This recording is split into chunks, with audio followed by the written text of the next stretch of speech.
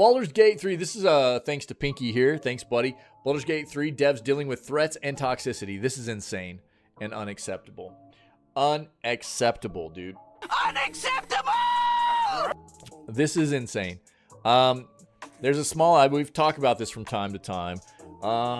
There are a small amount of gamers out there that, as a part of the gaming enthusiast and game playing community, make us all look terribly bad.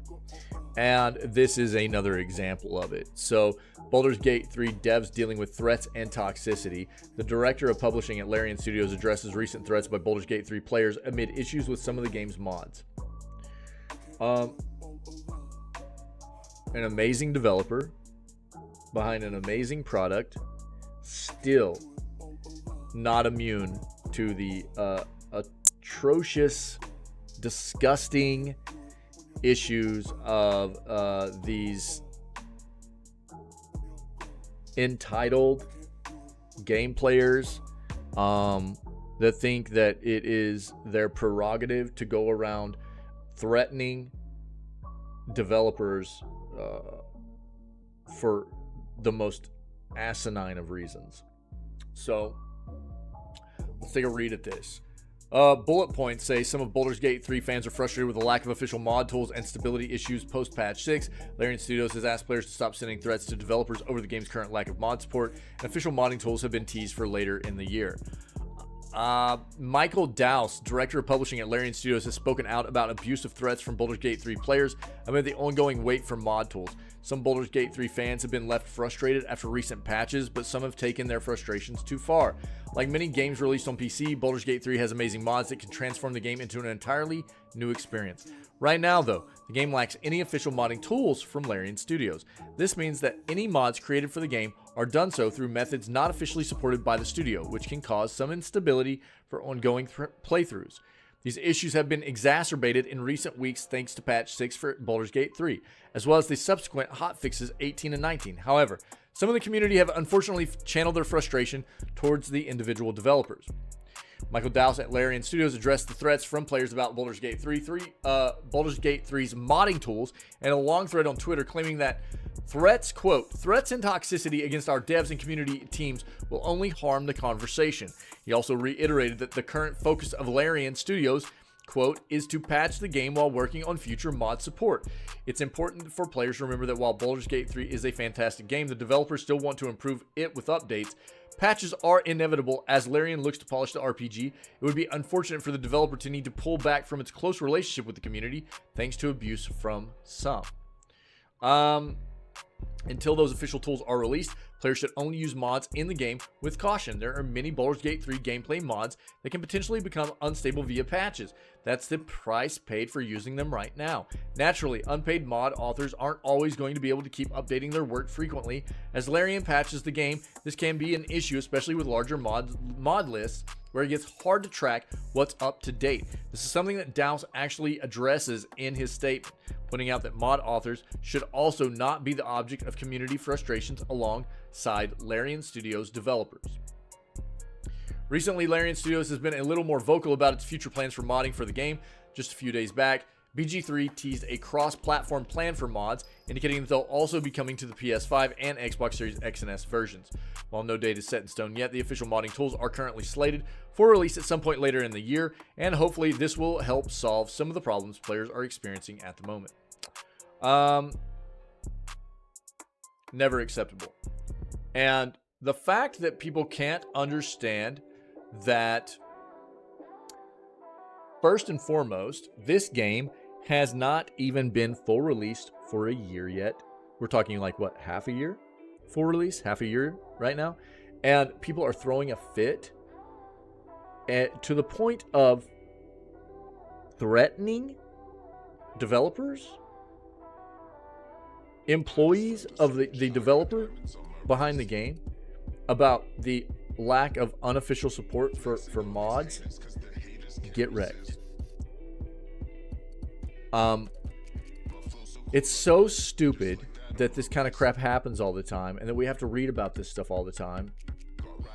Obviously, This is a massive game. It's a fantastic game. It's had its issues, right? It was in early access, but the only early access part of the game that was able to be played and tested by the community was Act 1. So Act 2 and 3, it had more things that needed to be ironed out. And Larian has been very, very quick and pushed out a lot of big patches to continue to polish this game up. It was fantastic on release. It had its issues. It's a massive, massive experience.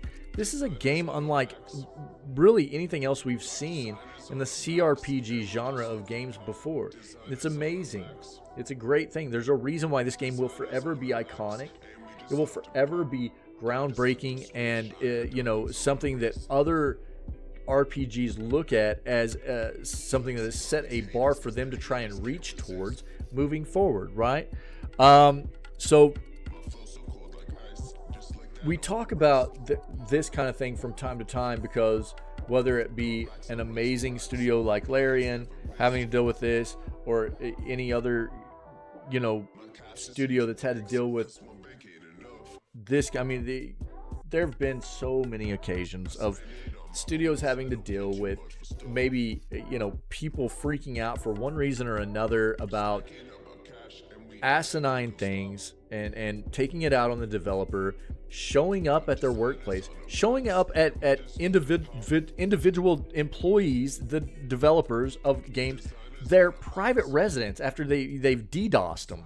Or, doxed them, I mean, not DDoS, but doxed them and found out their personal residence, shown up there and been threatening them and their families and stuff.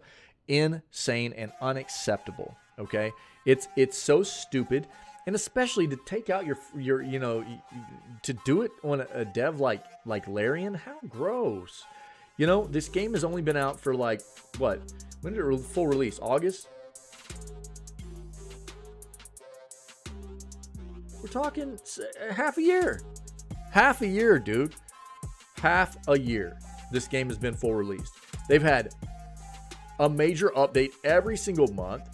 They're talking about how they're working on mod support and everything, but this is stupid. This is not acceptable. These people that do this kind of thing make all of us look bad.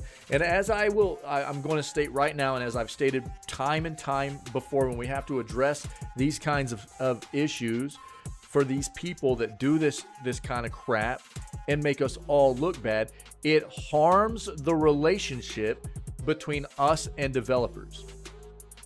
Have developers done things that have harmed the relationship as well? Absolutely. Anytime developers in the industry release unfinished games and bait us into buying them, or release games that don't provide the amount of content or the type of content that they promised us when they're trying to, promote their titles, and bait us into buying games, that harms relationship. There's been all kinds of things in the, realm of what these companies on the development and publishing side that have harmed the relationship between them and us as well. But this kind of stuff is the way that we harm the relationship from us towards them also.